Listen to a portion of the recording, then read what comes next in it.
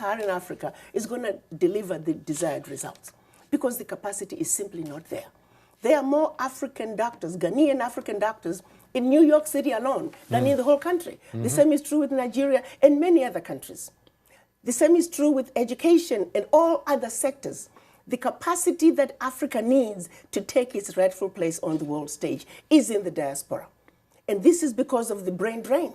And the brain drain goes back to starting with the ones that came across the Atlantic in shackles, followed by the ones who came across the Atlantic in search of greener pastures.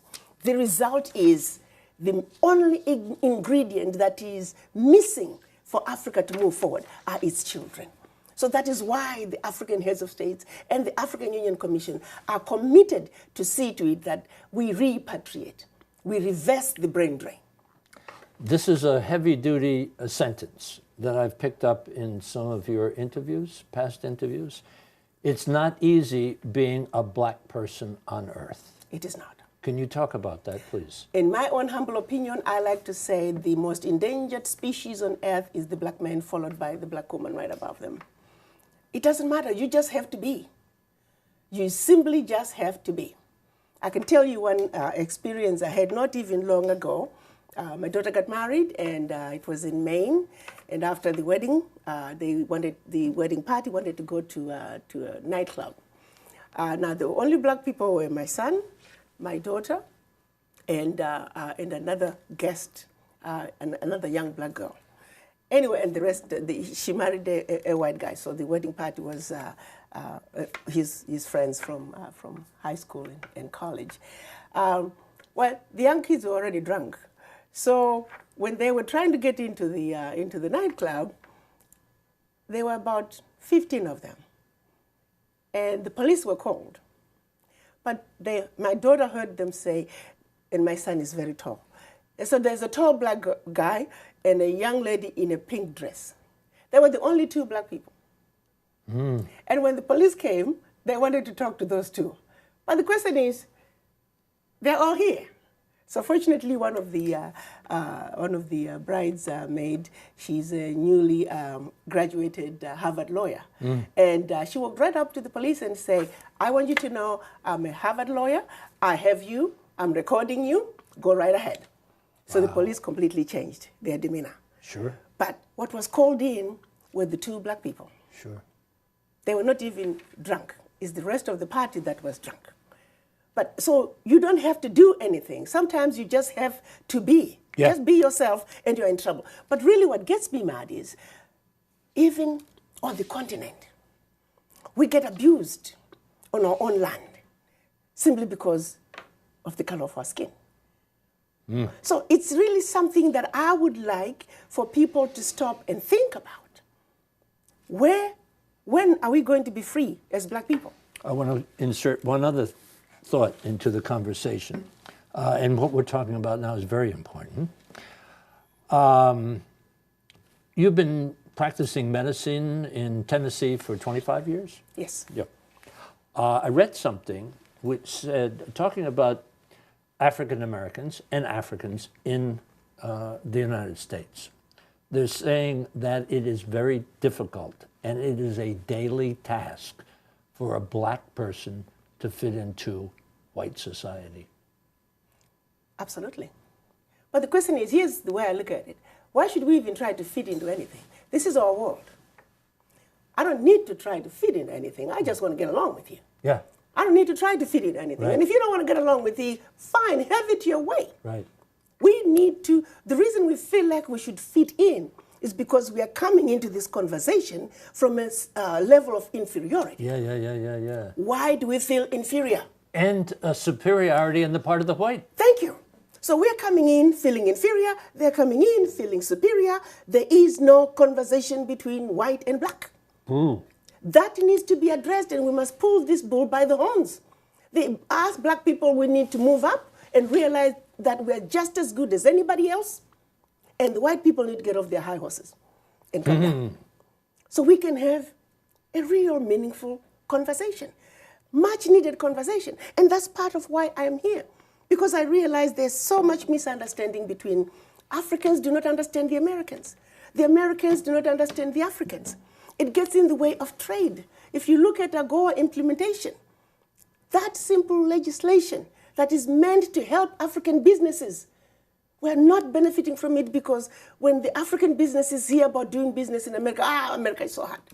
No, honey. It may be a lot of papers, but all you gotta do is cross every T and dot every I, one page at a time, and you'll get it done.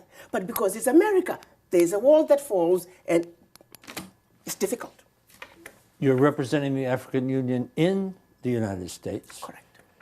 On a scale of 0 to 10, what's the relationship between Africa and the United States? I can honestly tell you right now, and I'm preaching whenever I have an audience to preach, America is still the most preferred trading partner by Africa.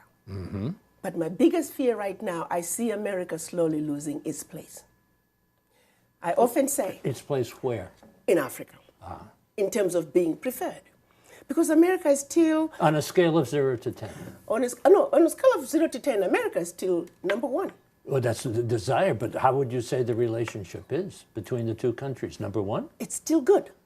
That's what I'm saying. So caution is to say, America, in order for you to maintain your position, this game is a new game. You need to call for timeout. You need to re-strategize.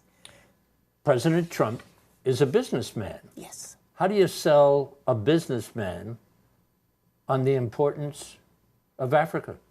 Well, I think President Trump is a businessman who likes to negotiate, and he wants to always end up with the upper hand, and I don't blame him. That's why Americans appointed him. He is there to come out with the best deal for America, period. And he wants to get that deal by any means necessary. We, the Africans, must also stand up and realize that if you're going to negotiate with America, you better be on your P's and Q's. You must have all your antennas up and be ready to fight, because the Americans are not going to come in and let you just beat up on them. But at the same time, let me look at it this way as well. Going back to the Berlin Conference, we are already at a disadvantage. How do you take Togo and put Togo in the same boxing ring with the United States? You're taking a heavyweight fighter and putting them in the same ring with not even a lightweight fighter, but a wannabe boxer. This is the position that African countries are finding themselves in. They are not heavyweights. These are little boys who are constantly being put in the same heavyweight boxing ring with the big boys. Now, when we come together as a continent, as Africa, we are a heavyweight. We belong in the same boxing ring with the United States, with China, with India, with Europe. Rightful place? Going for the rightful place. Rightful place, because right now we vacated that place and others have been taking that place. Game is up. Africa must take its rightful place as one continent, one heart, one voice.